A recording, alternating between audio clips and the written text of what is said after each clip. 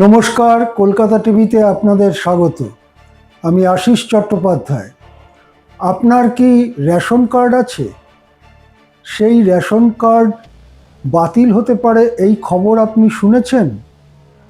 রাজ্য সরকার এমন কতগুলো শর্ত নিয়ে আসছে যাতে তাদের মতে যারা একটু সচ্ছল, যারা একটু মধ্যবিত্ত ধরনের পরিবার, তাদের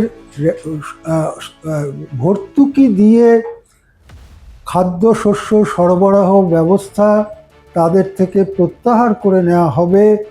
এই রকম একটি প্রকল্প, এই রকম একটি কর্মসূচি রাজ্য সরকার নিয়েছে।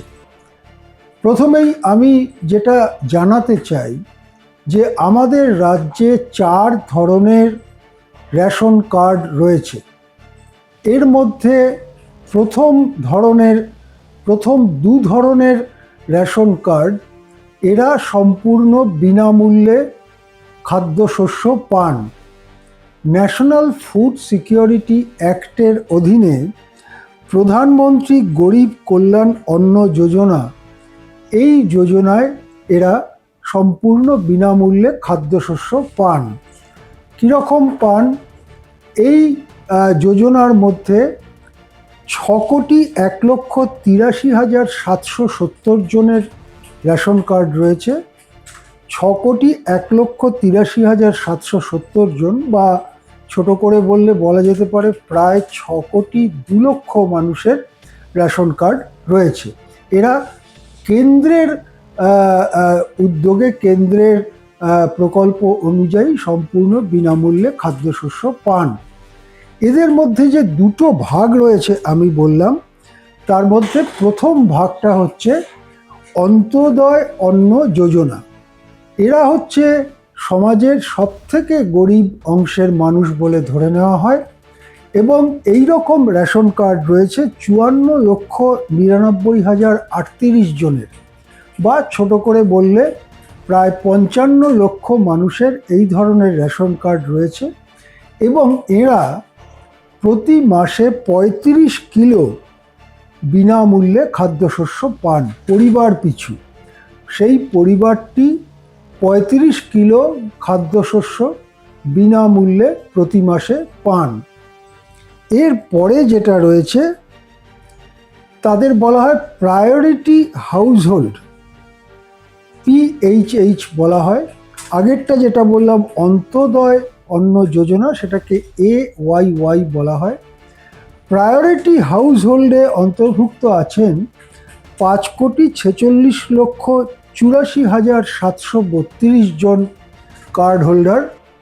এরা বিনামূল্যে পান, কিন্তু এদের পরিবারে যতজন সদস্য আছে প্রত্যেকে মাসে 5 কেজি করে, অর্থাৎ যদি পরিবারে 4 জন সদস্য থাকে তাহলে 20 কেজি খাদ্যশস্য তারা ফ্রিতে পাবেন। 5 জন থাকলে 25 কেজি পাবেন। এই রকম হচ্ছে এই PHH বা প্রায়োরিটি হাউসহোল্ডের নিয়ম। তাহলে এই দুটো মিলিয়ে সম্পূর্ণ বিনামূল্যে খাদ্যশস্য পাচ্ছেন, যেটা আগেই বললাম 6,02,00,000 মানুষ। এখন আমাদের রাজ্যে রেশন কার্ডের সংখ্যা কত? মোটামুটিভাবে 9 কোটির কাছাকাছি। তাহলে বাকি যারা এই 6,02,00,000 পরে যারা বাকি, তাদের কি বলা হয়? তারা কি ধরনের রেশন কার্ড তাদের আছে? এটাকে বলা হয় রাজ্য খাদ্য সাথী যোজনা। রাজ্য খাদ্য সাথী যোজনা, এটা পূর্বতন সরকারের আমলে চালু হয়েছিল। এর আবার 2টো ভাগ আছে। রাজ্য খাদ্য সাথী যোজনা বা RKSY 1, এরা 2 কেজি মাসে খাদ্যশস্য বিনামূল্যে পান। আর RKSY 2, তারা 1 কেজি খাদ্যশস্য মাসে বিনামূল্যে পান। এই সবটা মিলিয়ে আমাদের রেশন ব্যবস্থা আমাদের চালু আছে। এখন বর্তমান সরকার মনে করছে যে এদের মধ্যে এমন অনেক মানুষ আছেন যাদের বিনামূল্যে রেশন পাওয়ার কোনো প্রয়োজন নেই। তারা যথেষ্ট সচ্ছল, এবং সেই কারণে তাদের রেশন কার্ড অন্তত বিনামূল্যে বা বিপুল ভর্তুকি দেওয়া মূল্যে, যেমন 2 টাকা কিলো ইত্যাদি, সেই ব্যাপারটা বন্ধ হওয়া দরকার। সেই জন্যে তারা এমন কতগুলো শর্ত তৈরি করেছেন, যে শর্তগুলো যাদের ক্ষেত্রে শর্তগুলো সঠিক বলে মনে হবে তাদের রেশন কার্ড থাকবে না। এর মধ্যে দুটো ভাগ রয়েছে, একটা হচ্ছে শহুরে মানুষদের জন্য, আরেকটা হচ্ছে গ্রামীণ মানুষদের জন্য। শহুরে মানুষ কারা? যারা কর্পোরেশন বা মিউনিসিপ্যালিটি এলাকায় বা নোটিফাইড এরিয়াতে থাকেন, শহরাঞ্চল সেই এলাকার মানুষ। আর বাকি যারা পঞ্চায়েত এলাকায় থাকেন তাদের সাধারণভাবে গ্রামীণ মানুষ বলে ধরে নেওয়া হয়। শহুরে মানুষদের ক্ষেত্রে যে শর্তগুলো রাখা হয়েছে সেটা হচ্ছে যে কারুর বাড়িতে, পরিবারের বাড়িতে যদি 3 বা তার বেশি ঘর থাকে তাহলে তারা বাদ যাবেন। বলা হয়েছে যে তাদের যদি এই 3টে জিনিসের মধ্যে যে কোনো একটা থাকে, যেমন একটা 4 চাকার গাড়ি, অথবা এসি মেশিন, অথবা কম্পিউটার এবং laptop with internet facility, internet সহ কম্পিউটার বা ল্যাপটপ। এখন প্রথম দুটো 4 চাকার গাড়ি বা এসি মেশিন, এটা নিশ্চয়ই সচ্ছলতার প্রতীক হতে পারে, কিন্তু আজকাল ছাত্রদের লেখাপড়ার জন্য ল্যাপটপ বা কম্পিউটার এবং তার সঙ্গে ইন্টারনেট সংযোগটা এতই প্রয়োজনীয় যে অনেক নিম্নবিত্ত পরিবারে, গরিব পরিবারেও এটা রাখতে হয় বাড়ির ছেলে মেয়েদের পড়াশুনোর জন্য। তারাও কিন্তু বাদ যাবেন। এরপরে বলা হয়েছে যে এই কতগুলো জিনিসের মধ্যে একটির বেশি থাকলে তাদের রেশন কার্ড বাতিল হবে। কি কি? বাড়িতে যদি একটা ফ্রিজ থাকে, বাড়িতে যদি একটা ল্যান্ডলাইন টেলিফোন থাকে, ওয়াশিং মেশিন থাকে, বা 2 চাকার গাড়ি থাকে, মানে মোটর সাইকেলের মতো, তাহলে মোটর সাইকেল, স্কুটার ইত্যাদি সবই পড়ছে। এর মধ্যে একটির বেশি জিনিস কারুর বাড়িতে যদি থাকে, যেমন ধরা যাক একটি ফ্রিজ আছে, একটি স্কুটার আছে, তাহলে তার নামটা বাদ যাবে। আজকালকার দিনে একটা ফ্রিজ প্রায় প্রত্যেক ঘরেই থাকে, একটা স্কুটারও বহু ঘরেই থাকে। কাজকর্মের জন্য তাদের কিনতে হয়, তারা লোন করে কেনেন, মাসে মাসে টাকা শোধ করেন। এই রকম একেবারে নিম্নবিত্ত পরিবারেও থাকে আজকাল। তা না হলে হয়তো কাজটাই করতে পারবেন না। বিশেষ করে যারা গিগ ওয়ার্কার্স বলা হয়, যারা বাড়ি বাড়ি জিনিস সরবরাহ করেন, তা হয়তো 2 চাকা মাস্ট, কিন্তু তারাও বাদ যাবে। যে কোনো ইনকাম ট্যাক্স দিয়েছে বা প্রফেশনাল ট্যাক্স দিয়েছে তাদের নামও বাদ যাবে। ইনকাম ট্যাক্সের ক্ষেত্রে না হয় বোঝা গেল যে ইনকাম ট্যাক্স দিচ্ছে সে সচ্ছল, কিন্তু প্রফেশনাল ট্যাক্স তো খুব কম মাইনের কর্মচারীকেও দিতে হয়। সেই জন্যে এই কম মাইনের কর্মচারীরা যাদের প্রফেশনাল ট্যাক্স কাটা হয় তাদের নামও বাদ যাবে শহরাঞ্চলে। এছাড়া গেজেটেড রাজ্য বা কেন্দ্রীয় সরকারের অধিগৃহীত সংস্থা, রাজ্য সরকারের অধিগৃহীত সংস্থা, সরকার সাহায্যপ্রাপ্ত সংস্থা বা সরকারের স্ট্যাটুটারি সংস্থা এবং স্বশাসিত সংস্থা সরকারের সঙ্গে যুক্ত, যেমন কর্পোরেশন, মিউনিসিপ্যালিটি ইত্যাদি, এই সব জায়গায় যদি কেউ কাজ করেন, কর্মচারী হন, তাহলেও তার নাম বাদ যাবে। এটা হচ্ছে শহরাঞ্চলের ক্ষেত্রে। এক্ষেত্রেও আপনারা দেখতে পাচ্ছেন যে এমন অনেক মানুষ আছেন যারা এই কর্পোরেশন, মিউনিসিপ্যালিটি বা পঞ্চায়েতে কাজ করেন, যারা ওই সরকারের সঙ্গে যুক্ত, সরকারের অটোনমাস বডি ইত্যাদিতে কাজ করেন, যাদের মাইনে খুবই কম, 8, 9, 10, 11 হাজার টাকা মাইনে মাসে। এরকম বহু লক্ষ লক্ষ এরকম কর্মচারী পাওয়া যাবে, তাদেরও কিন্তু বাদ যাওয়ার আশঙ্কা তৈরি হয়েছে।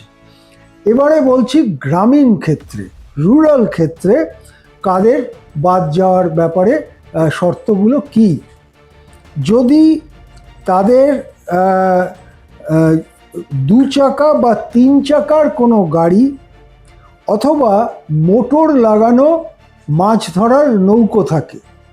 এখন এক্ষেত্রে লক্ষ লক্ষ মানুষ এই টোটো বা অটো চালিয়ে সংসার চালায়। এই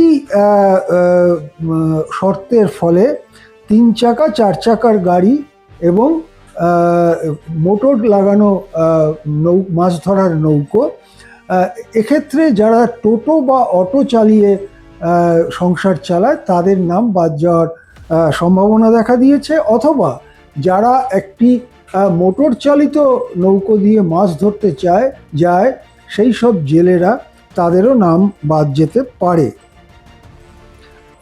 যাদের 3 চাকা বা 4 চাকার মোটর চালিত চাষের গাড়ি রয়েছে, যেমন ট্র্যাক্টর, হারভেস্টার ইত্যাদি, তাদের নাম বাদ যেতে পারে।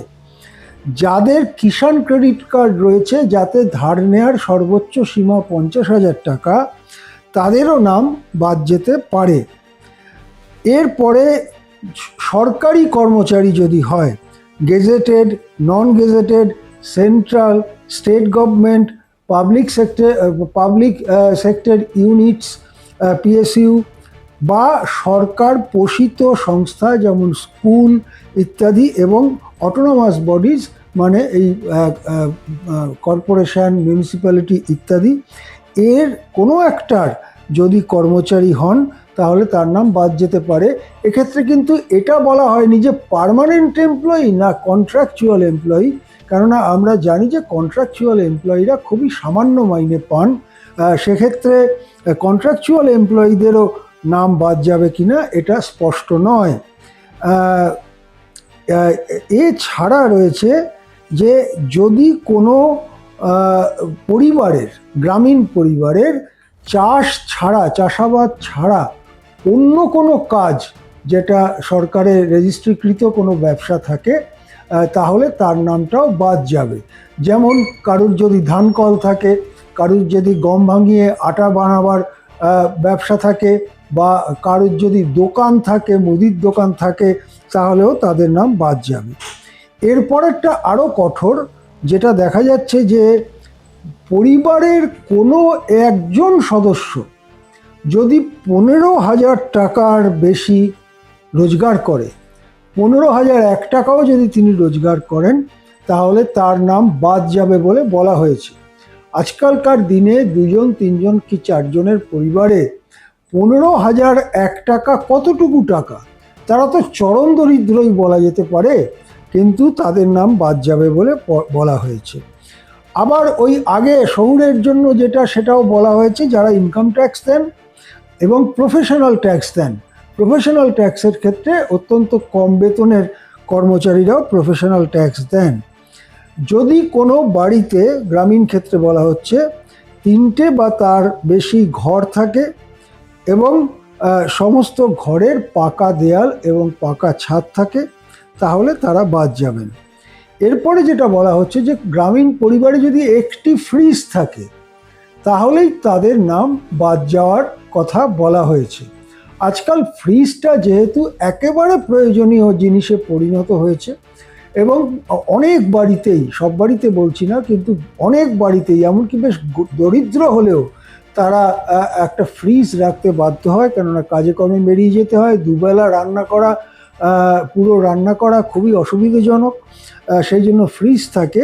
কিন্তু একটা ফ্রিজ থাকলে তাদের নাম বাদ যেতে পারে। একটা ল্যান্ডলাইন ফোন থাকলে বাদ যেতে পারে। যদি 2.5 একরের বেশি সেচ সেবিত জমি এবং অন্তত একটা ওই সেচের কোনো যন্ত্র থাকে, যেমন ওই জল দেওয়ার যন্ত্র, তাহলে তাদের নাম বাদ যেতে পারে। আর যাদের 5 একর বা তার বেশি জমি আছে, যেখানে মাত্র 2টো ফসলই হয়, সেই রকম ব্যক্তিদেরও নাম বাদ যেতে পারে।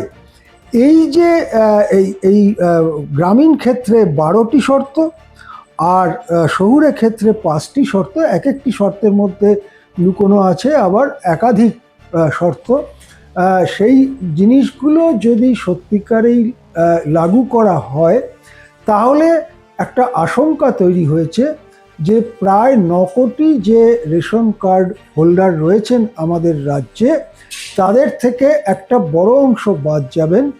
এমনকি কেন্দ্রীয় সরকারের যে প্রকল্প, যেটা আমি আগে বললাম, অন্তোদয় অন্ন যোজনা বা AAY এবং প্রায়োরিটি হাউসহোল্ড PHH, এই প্রকল্পে যে 6 কোটি 2 লক্ষ মানুষ বিনামূল্যে খাদ্যশস্য পান, যারা তার মধ্যে প্রথমটা AAY, তারা পারিবারিকভাবে 35 কেজি মাসে পান, এবং প্রায়োরিটি হাউসহোল্ড যারা, তারা সদস্য পিছু 5 কেজি মাসে বিনামূল্যে পান। তাদের মধ্যে থেকেও একটা অংশ বাদ যেতে পারে, বিশেষ করে PHH অংশের মানুষদের। শেষ পর্যন্ত কত রেশন কার্ড বাদ যাবে, কতজন রেশন ব্যবস্থার আওতায় থাকবেন, এবং যেটা বিগত সরকারের আমলে চালু হয়েছিল, রাজ্য খাদ্য সাথী যোজনা 1 এবং রাজ্য খাদ্য সাথী যোজনা 2, তাদের ব্যাপারে কি সিদ্ধান্ত করা হয়, কেননা তারা খুব সামান্যই খাদ্যশস্য পান। এই কেন্দ্রীয় সরকারি যে প্রকল্প, তাতে যতটা খাদ্যশস্য এরা ততটা পান না। তাদের ক্ষেত্রে কি করা হবে, সেগুলো বন্ধই করে দেওয়া হবে কিনা, এই সবই ভবিষ্যতের গর্ভে রয়েছে এই সব প্রশ্নের উত্তর। কিন্তু এটা বোঝা যাচ্ছে যে রেশন ব্যবস্থার একটা বড়সড় মন্থন, একটা বড়সড় পরিবর্তনের সামনে আমরা এসে দাঁড়াচ্ছি। চলতি মাস আগস্ট মাস থেকেই এই সম্পর্কিত বাছাবাছি, এই সম্পর্কিত ছাঁকনি দিয়ে দেখা যে কারা থাকবেন কারা থাকবেন না, সেটা শুরু হতে যাচ্ছে বলে আমাদের কাছে খবর রয়েছে। এবং সেক্ষেত্রে শেষ পর্যন্ত কতজন রেশন ব্যবস্থার আওতায় থাকেন, কতজন বাদ যান, সেদিকে আমরা নজর রাখবো। এখন এ পর্যন্তই। দেখতে থাকুন কলকাতা টিভি।